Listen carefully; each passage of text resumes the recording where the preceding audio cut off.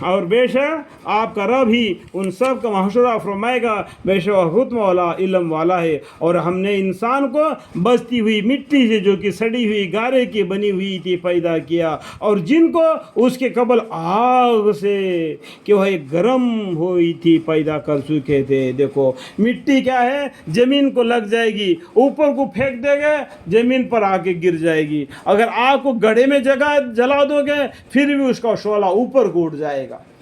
سمجھ میں آ گیا مٹی کا اور آگ کا فرق کتنا ہے؟ اس لیے آدم علیہ السلام کے سامنے شیطان نے سجدہ نہیں کیا، کیونکہ وہ آگ سے پیدا ہوا تھا۔ یہ بولتا ہے میں اڑنے والا، اٹھنے والا، یہ گرنے والا، میں اس کو سجدہ کیوں کروں؟ ایسا غرور میں آ گیا۔ ایک سجدہ نہیں کرنے کی وجہ سے شیطان اللہ کے سامنے مردود ہو گیا۔ آسمان میں ایسا جگہ نہیں کہ شیطان نے سجدہ نہیں کیا ہو، کتنے سجدے کیے، لیکن ایک سجدہ نہیں کرنے کی وجہ سے شیطان اللہ کے نظر میں ملعون ہو گیا، اللہ کا دشمن بن گیا۔ تو اے مسلمانوں، اے انسانوں، اے لوگوں، ہم کتنے سجدے ہم سے چھٹ گئے، کتنے سجدے ہم سے چھٹ گئے، تو اس کا حساب لگاؤ ہمارا کیا انجام ہوگا۔ اللہم اغفر لی، اللہم اغفر لی، اللہم اغفر۔ اور جن کو اس کے قبل آگ سے کہ وہ ایک گرم ہوئی تھی پیدا کر چکے تھے، اور وقت کے یاد کرنے کے قابل ہے جب آپ کے رب نے ملائک سے فرمایا، یعنی فرشتوں سے، اور وہ جن تھا، سبھی جنوں کو اللہ تعالیٰ نے ختم کیا تھا، وہ ایک جن باقی رہ گیا تھا، وہ اللہ کی بہت عبادت کرتا تھا۔ تو ان سب کو اللہ تعالیٰ نے حکم فرمایا کہ میں ایک بشر کو مٹی سے، بستی ہوئی مٹی سے جو کہ سڑی ہوئی گارے سے بنی ہوئی پیدا کرنے والا ہوں۔ دیکھو مٹی سے میں انسان کو پیدا کرنے والا ہوں۔ جب اللہ تعالیٰ اس پتلے کو بنا دیں گے اور اس کے اندر جان ڈال دیں گے، دیکھو دنیا میں اور ایک پیغمبر بھی گزرے ہیں، عیسیٰ علیہ السلام اپنے ہاتھوں سے مٹی سے پرندے کو بناتے، جیسے کہ کبوتر ہے، اس کو بنا دیتے اور اس کے اندر اللہ کے حکم سے پھونک مار دیتے تو زندہ ہو جاتا اور اڑ جاتا۔ بغیر ماں باپ کے پیدا کس نے ہو گیا؟ آدم علیہ السلام نے۔ اس کے بعد میں کوا، اس کے بعد میں کبوتر، جس کو عیسیٰ علیہ السلام نے مٹی سے بنا دیا، اللہ کے حکم سے اس کے اندر پھونک مار دی، وہ زندہ ہو گیا۔ سمجھ میں آ گیا بات؟ سو جب میں اس کو پورا بنا چکوں اور اس میں اپنی طرف سے جان ڈال دوں، جب جان ڈال دیتا ہے تو اس کے اندر، اس پتلے کے اندر جان آ جاتی ہے، وہ اٹھنا چلنا پھرنا کر جاتا ہے، اور جان نکل جاتی ہے تو مردہ بن کے پڑ جاتا ہے، تو اس کو دفنا دیتے ہیں۔ تو کیا ہے، یہ جسم کو موت آتی ہے لیکن روح کو موت نہیں آتی۔ سمجھ میں آئے گا بات؟ جسم کو موت آتی ہے لیکن روح کو موت نہیں آتی ہے، اور روح کو فرشتوں نے لے جا کے اچھے کا دفتر میں، برے کا برے دفتر میں رکھتے ہیں۔ کل قیامت کے دن اسی روح کو اس کے بدن کی طرف لوٹا دیتے ہیں، اور میدان حشر میں وہ اپنے نام اعمال دے کے اللہ کے سامنے حساب دینے کے لیے کھڑا ہو جائے گا۔ سمجھ میں گیا؟ ڈال دو تو تم سب اس کے روبرو سجدے میں گر پڑنا۔ جب روح، یعنی یہ تعظیمانِ سجدہ ہے، میرا حکم کو ماننا، اللہ کا حکم کو ماننا، یہ عبادت کا سجدہ نہیں ہے، تعظیمانِ سجدہ ہے۔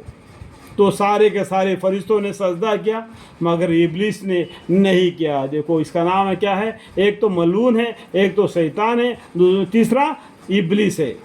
حدیث میں تو اس کا نام کچھ بولتے ہیں لیکن قرآن میں تو یہ 3 نامیں آئے۔ اس نے اس بات کو قبول نہیں کیا کہ سجدہ کرنے والوں میں شامل ہوا۔ اللہ تعالیٰ نے فرمایا کہ اے ابلیس، تجھ کو کون امر معاص ہوا کہ تو سجدہ کرنے والوں میں شامل نہ ہوا؟ کہنے لگا کہ میں ایسا نہیں کہ بشر کو سجدہ کروں، ایک انسان ہے، یہ مٹی سے بنا ہوا پتلا ہے، اس کو میں سجدہ نہیں کروں گا کیونکہ مجھے آگ سے پیدا کر دیا۔ اس طریقے سے وہ اپنے تیرے میں اونچا نیچا دکھا لیا، گھمنڈ میں آ گیا، جس کو آپ نے بستی ہوئی مٹی سے جو کہ سڑے ہوئے گارے کے بنی ہوئی پیدا کیا ہے۔ ارشاد ہے کہ تو اس آسمان سے نکل کیونکہ بے شک تو مردود ہو گیا، مردود ہو گیا۔ یہ چوتھا نام کیا ہے؟ مردود۔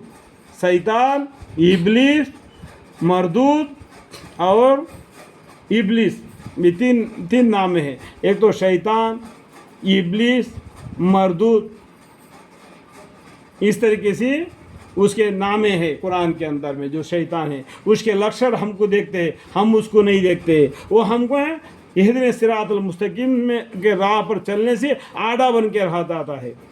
ठीक है, उसका बयान और है।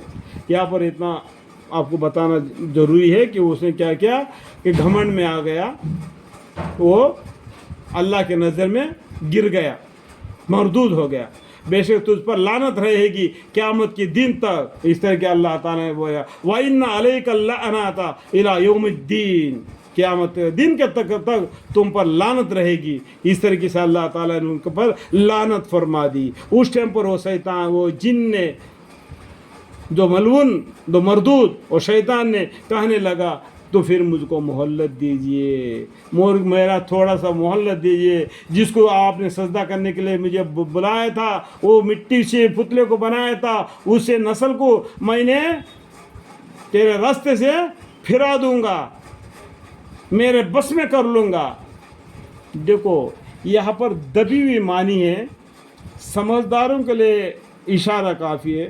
तो हमें आगे बात नहीं करना चाहिए, क्योंकि कुछ बातें अल्लाह ने हमें इल्म दिया है तो जाहिर ही नहीं करना एकदम, क्योंकि कम इल्म की वजह से और कुछ समझेंगे वो लोग।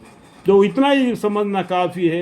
क्यों शैतान को भी, शैतान ने ये बात क्यों कहा, तो इसका जवाब क्या है।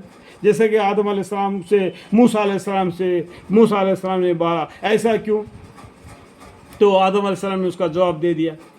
यहाँ पर भी हम ऐसा बोलेंगे कि शैतान को ये कैसा मालूम था। ये अल्लाह की कुदरत है। अल्लाह की कुदरत के बीच में हमें दखल अंदाज़ा नहीं देना चाहिए। जितना अल्लाह हमको मिला उतना ही